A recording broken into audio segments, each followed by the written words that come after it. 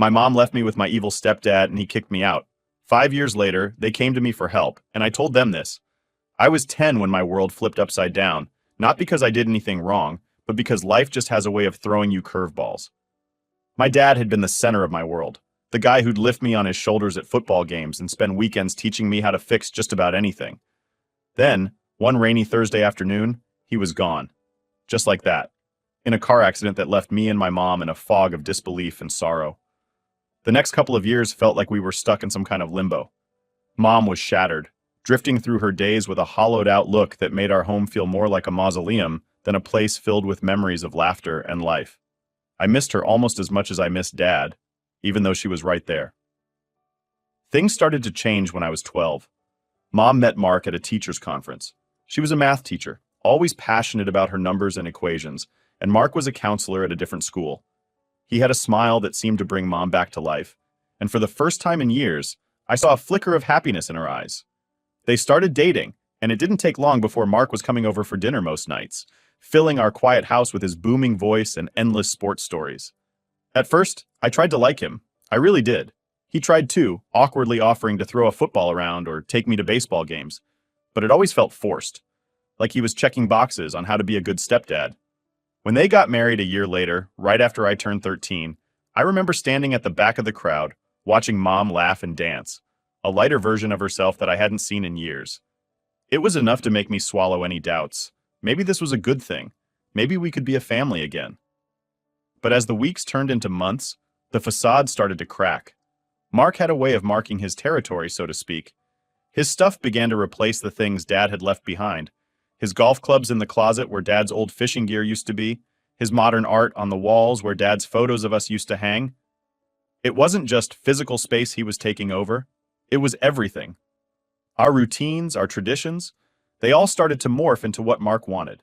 He was subtle at first with his comments. A joke here about my still childish bedroom wallpaper. A comment there about how a real man would start pulling his weight around the house. I was 13, trying to navigate school, grief, and now this stranger critiquing every part of my existence. I remember one evening, I was finishing up a model airplane, something Dad and I had started together. Mark walked in, took one look at it, and laughed. "You're still playing with toys?" he scoffed. "Why don't you do something useful instead?" His words felt like a slap, dismissing not just what I was doing, but dismissing Dad, dismissing me. Mom saw it happen. I saw the flicker of pain in her eyes, but then she smoothed it over with a laugh. "Mark's just teasing," she said, pulling me into a side hug. "Why don't you show him that school project you were working on? I bet he'd love to see what you've accomplished." It was always like that. She was mediating, smoothing things over, asking me to be the bigger person. And I tried, really. I did. I changed the wallpaper, took on more chores, tried to talk about sports and cars, things Mark liked. But nothing changed the fact that I wasn't his, and he made sure I knew it. The worst part was feeling like I was losing Mom all over again. She was there, but she wasn't. She'd side with Mark, or she'd dismiss my feelings, telling me I was being too sensitive or that I needed to give him a chance. "When you're older, you'll understand," she'd say. "Mark wants what's best for us. He's trying in his own way." But his way felt like erasing who I was, erasing Dad from our lives. I spent more time in my room, more time at friends' houses, anywhere I could feel normal, anywhere I could breathe. When I turned 15, things got tougher. I got a part-time job at a local grocery store, thinking I could start saving for a car, maybe college. That's when Mark decided I should start paying rent. "It's time you learn about real life," he told me one night at dinner, a stern look on his face. "You want to act grown up? You can start by contributing like one." Mom hesitated. I saw it in her eyes, but then she nodded. "It might be good for you," she said. "Teach you some responsibility." So there went half my paycheck into Mark's hands every month. It wasn't just the money, it was the principle. It was the feeling of being pushed out, slowly but surely. The day Mom told me about her job opportunity in Europe, I felt a mix of pride and sheer panic. 6 months. 6 months with Mark, without her. She was so excited, so hopeful. I didn't want to burst her bubble, didn't want to be the reason her spark faded again. But living with Mark without her there as a buffer, I was terrified. I told her about some of the things he'd done, the comments, the way he'd make me feel small. "He's just strict," she said, brushing off my fears. "You'll see, it'll be good for both of you." You'll find a way to get along. I knew better. I knew there was no getting along with someone who didn't want me there in the first place. But I nodded, kept my objections to myself, and helped her pack. When we drove her to the airport, I felt like I was watching my last lifeline disappear into the clouds. The ride back home was silent, heavy. Mark's hand on my shoulder wasn't comforting. It was a reminder of the weight about to press down on me. Things are going to change, he said, his voice low, almost a whisper. And I knew they would. Just not in the way Mom hoped they would. With Mom gone, the house felt different, colder, emptier. Mark's presence loomed larger without her there to soften his sharp edges. I remember thinking that first night, staring at the ceiling in my room, that it was going to be a long 6 months. I wasn't wrong. Mark wasted no time establishing his new rules. The morning after Mom left, he laid them out at breakfast, a list he must have been preparing for weeks.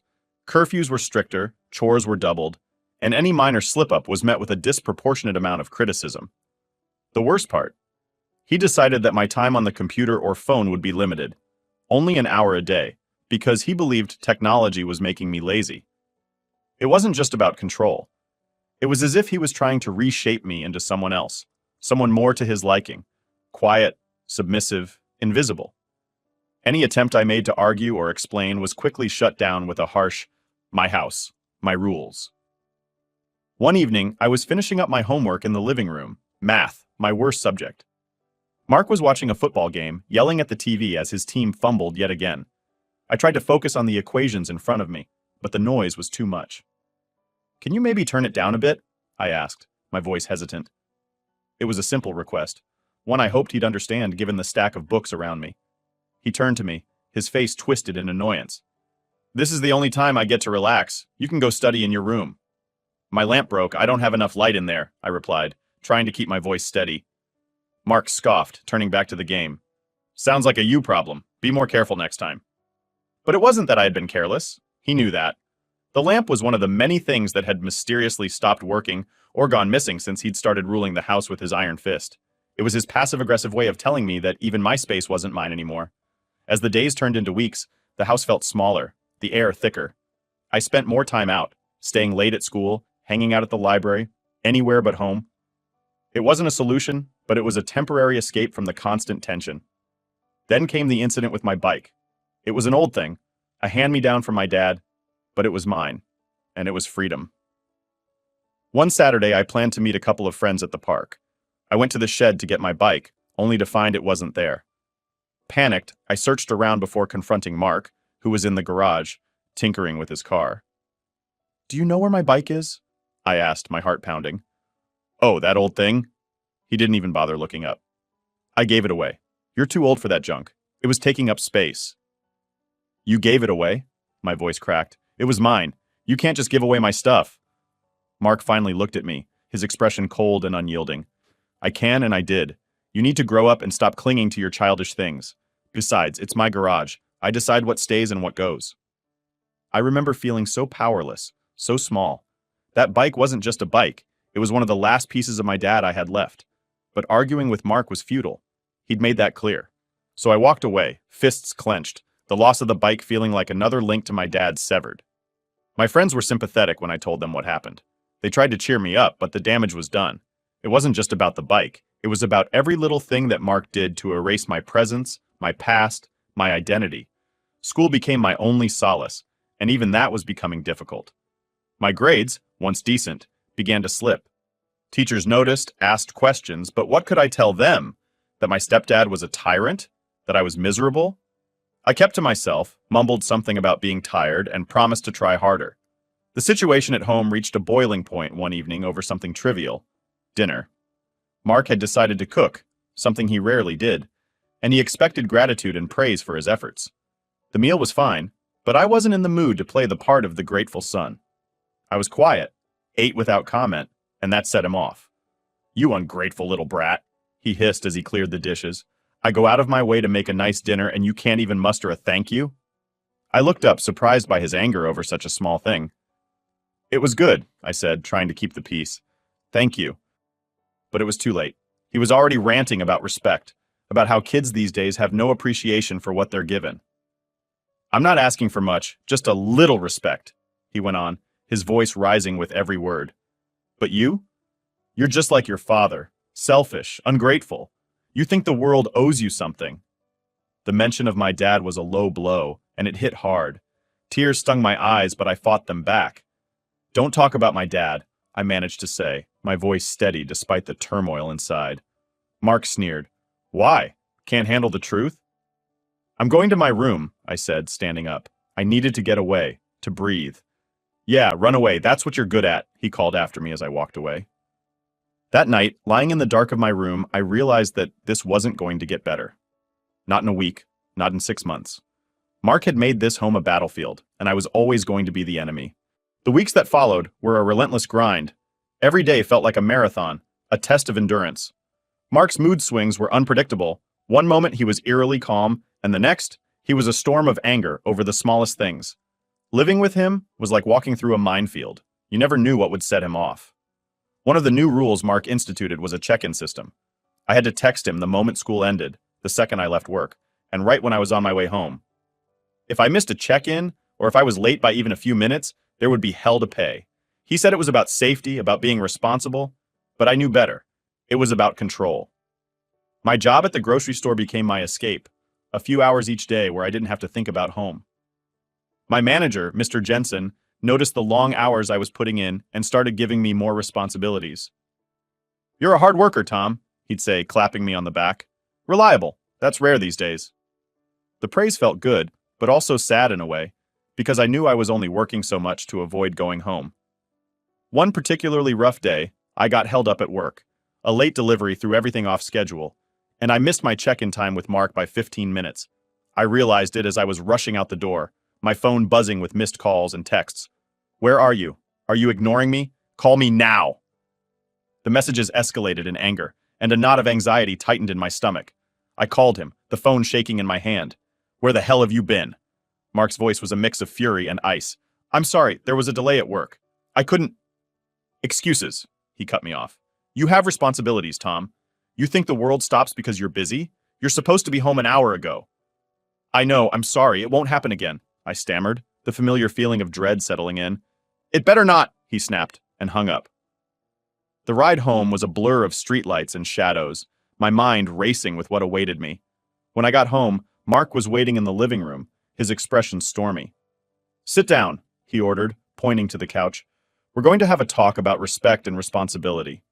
He grabbed a box of my things, old photos, my dad's watch, some school mementos, and threatened to throw them out. I pleaded with him to stop, and in the struggle, the box fell, and its contents scattered across the floor. As I scrambled to pick up my belongings, Mark towered over me. This ends now, he growled. I want you out of my house by tomorrow, or I'll throw you out myself. That was the last straw. I realized I couldn't take it anymore.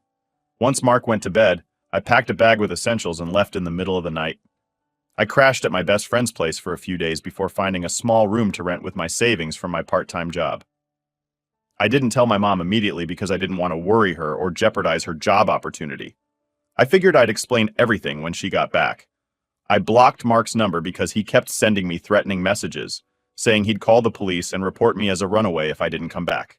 It's been a month now, and I'm managing on my own. It's not easy.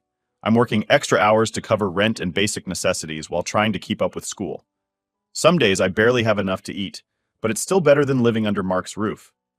I feel guilty for leaving without telling my mom, but I also feel like I had no choice. The constant fear and stress were crushing me. So, Reddit, am I the a-hole for leaving my stepfather's house while my mom was abroad? Should I have tried harder to make things work? Should I reach out to my mom now and explain everything I'm lost and could really use some advice? Edit. Thank you all for your responses. I've read through them and appreciate the support. Many of you have asked about my living situation and future plans. I'm currently staying in a small studio apartment that I found through a friend of a friend. It's not ideal. The plumbing is temperamental and I can hear every move my neighbors make, but it's safe and affordable. I'm working part-time at a local diner and doing some online tutoring to make ends meet. As for school, I'm in my senior year and determined to graduate. I've been in touch with my school counselor about my situation, and they've been supportive in helping me stay on track. Some of you suggested reaching out to other family members. Unfortunately, my mom was an only child and my grandparents passed away a few years ago. My dad's side of the family lost touch with us after he died. It's pretty much just been me, my mom and Mark for the past few years. I'm still unsure about how to handle things when my mom returns. Part of me wants to tell her everything, but another part is scared she won't believe me or will side with Mark again. I guess I'll cross that bridge when I come to it. For now, I'm focused on staying afloat and finishing school. Thank you all again for your advice and kind words. Update 1. It's been 6 months since my original post and a lot has happened. I wanted to update you all on the situation. My mom returned from her work trip abroad last week. I was nervous about facing her, but I was also looking forward to finally explaining everything that had happened with Mark. However, things didn't go as I had hoped. The day after she got back, I received a call from her. Her voice was cold and angry, nothing like the warm, loving tone I was used to. She demanded to know if it was true that I had stolen money from Mark and run away. I was shocked and confused. My mind raced, trying to understand where this accusation was coming from. I tried to explain what really happened, how Mark had been verbally abusive, how he had threatened to kick me out, and how I left for my own safety and mental health. I told her about the incident with the box of my belongings, about how Mark had made my life miserable. Every day she was gone, but my mom wouldn't listen. She kept insisting that Mark had shown her evidence of my theft. When I asked what evidence, she was vague, saying something about missing cash and suspicious bank transactions. I told her it was all lies, that I had never stolen anything in my life. I reminded her of how I'd always been honest with her, how I'd worked hard at my part-time job to contribute to the household, but it seemed like her mind was already made up. I begged her to meet me in person so we could talk face to face. After some persuasion, she agreed, but when we met at a local cafe, Mark was with her. The moment I saw him, my heart sank. He had a sorrowful expression on his face, but I could see the triumphant glint in his eyes. Mark put on a show of being concerned and disappointed in me. He spun a tale about how he had tried his best to take care of me while my mom was away, but that I had become rebellious and started stealing money to fund a party lifestyle. He talked about how he'd noticed cash missing from his wallet, how he'd seen suspicious withdrawals from their joint account. I was floored. Every word out of his mouth was a lie, but he told it so convincingly. He even had fake receipts and bank statements that he claimed proved I had been taking money. I don't know how he fabricated them, but they looked real enough to fool my mom. He talked about how he'd tried to confront me about it, but I had run away instead of facing the consequences. I tried desperately to defend myself, to tell my side of the story. I explained how I'd been working extra shifts to support myself, how I'd been struggling to make ends meet in my small apartment. I told him about the nights I'd gone to bed hungry because I couldn't afford both food and rent. I pleaded with my mom to remember how I'd always been responsible with money, how I'd never given her any reason to doubt me before.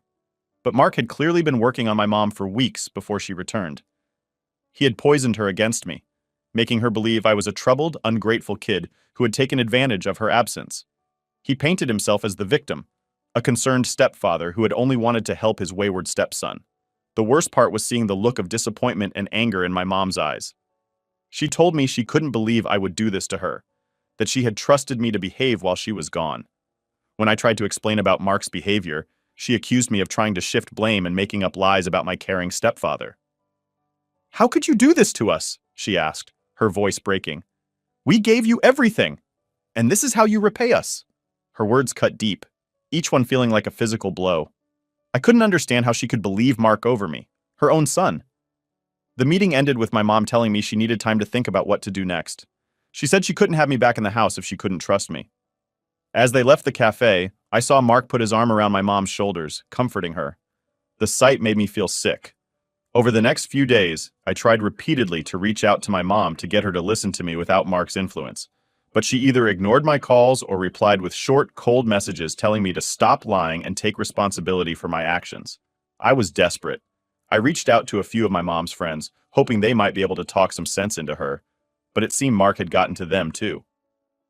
They all told me how disappointed they were in me, how they couldn't believe I would steal from my own family. Eventually, my mom sent me a long text message saying she had decided it was best if I didn't come back home. She said she was deeply disappointed in me and that she needed time to process everything. She told me not to contact her for a while. I was devastated. Not only had I lost my home, but I had also lost my mom, the one person I thought would always be on my side. Mark had managed to manipulate her completely, turning her against her own son. The next few weeks were a blur. I threw myself into work and school, trying to keep my mind off the gaping hole in my life where my family used to be. I had trouble sleeping often, lying awake at night, replaying the conversations in my head, wondering what I could have said differently to make my mom believe me. My grades started to slip again, and I was at risk of not graduate. It took a concerned teacher pulling me aside to snap me out of my funk. She noticed the changes in me and asked what was wrong. After some hesitation, I told her everything. To my surprise, she believed me. She helped me get in touch with a school counselor and a social worker who could provide me with resources and support. With their help, I was able to get back on track with my studies and even secure some additional financial aid to help with my living expenses. Now I'm trying to figure out my next steps. I'm still in my small apartment, working as much as I can to support myself. I've reached out to a few trusted teachers at school who have been supportive and are helping me navigate finishing high school as an independent student. I'm hurt, angry, and scared about the future. The betrayal by my mom stings deeply, and there are days when the loneliness feels overwhelming. But I'm also determined to prove Mark wrong and show my mom the truth someday. I don't know if our relationship will ever be the same, but I haven't given up hope entirely for now. I'm focusing on graduating high school and planning for college. It won't be easy, but I'm determined to build a better life for myself, with or without my family's support. Thank you all for your support on my original post. If anyone has advice on how to move forward from here, I'd really appreciate it. How do I heal from this betrayal? How do I build a life for myself when I feel so alone? Any words of wisdom would be welcome. Update 2. 5 years later, it's been 5 years since my last update, and my life has changed dramatically. I wanted to share what's happened and get some perspective on a recent development. After high school, I threw myself into my studies and work. The pain of losing my family was still raw, but I channeled that hurt into determination. I managed to get a scholarship to a state university majoring in computer science to make ends meet. I juggled multiple part-time jobs working at the university library, doing freelance web design, and even delivering pizzas on weekends. College was challenging, but also liberating. For the first time in years, I felt free from the constant fear and anxiety that had plagued me. Living with Mark. I made friends who became like family to me, and I even started seeing a therapist to work through the trauma of my past. I graduated with honors, landing a job at a promising tech startup right out of college.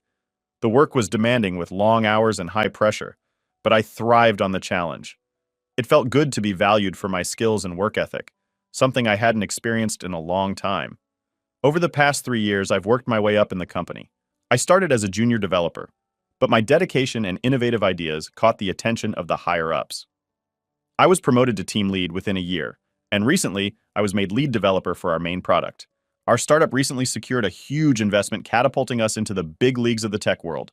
With this came a significant salary increase for me, along with stock options that could be worth a substantial amount if the company continues to grow.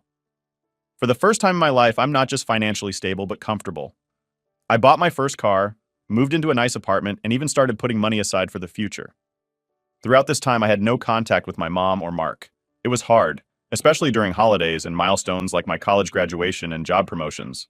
There were nights when I'd lie awake wondering if my mom ever thought about me, if she ever regretted believing Mark over me.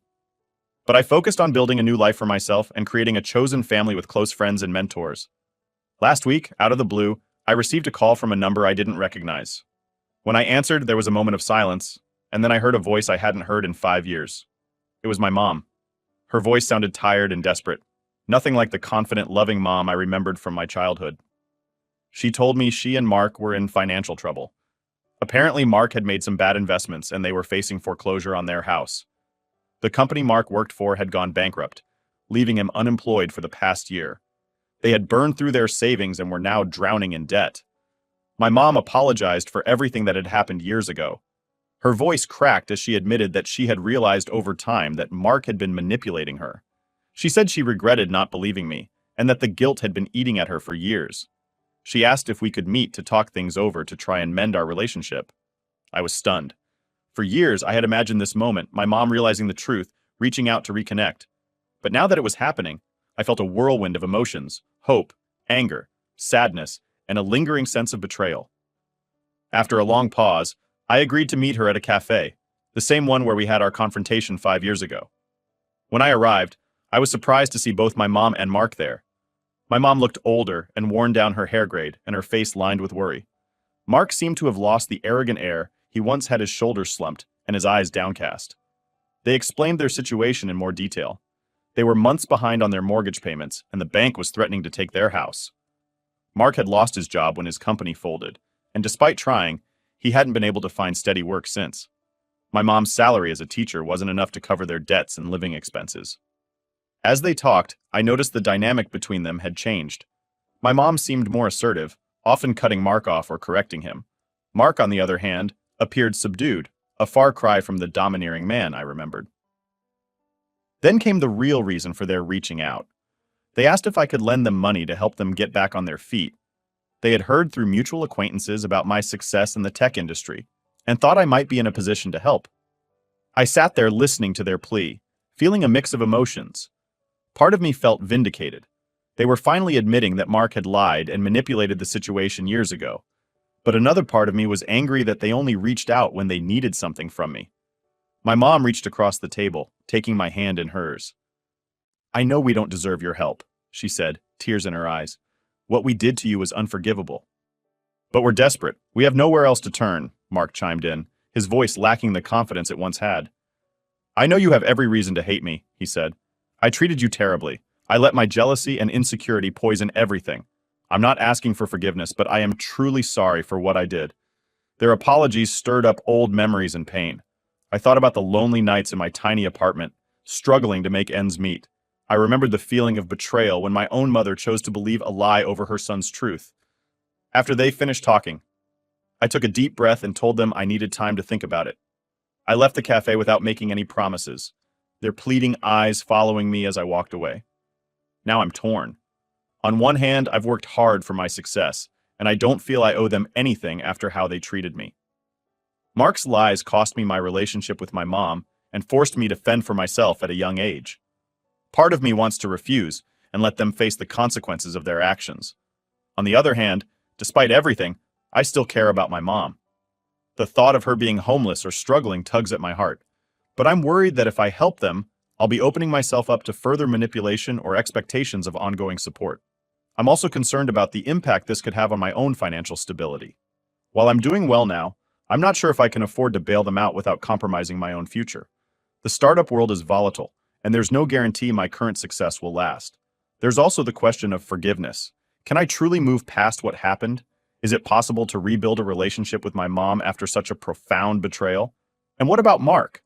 While he apologized, can I ever trust him or have him in my life again? I've spent the last week mulling over these questions, unable to come to a decision. I've talked it over with my closest friends and even brought it up in a session with my therapist. Everyone has different opinions, but ultimately they all say the same thing. It's my decision to make. Part of me is tempted to help to be the bigger person and extend an olive branch. Maybe this could be the first step in healing old wounds and rebuilding my relationship with my mom.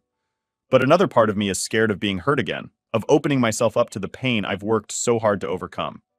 So Reddit, I find myself asking once again, am I the a-hole if I refuse to help my mom and stepdad financially after everything that's happened? Should I give them another chance or protect myself and the life I've built? I'm at a crossroads, and I could really use some outside perspective.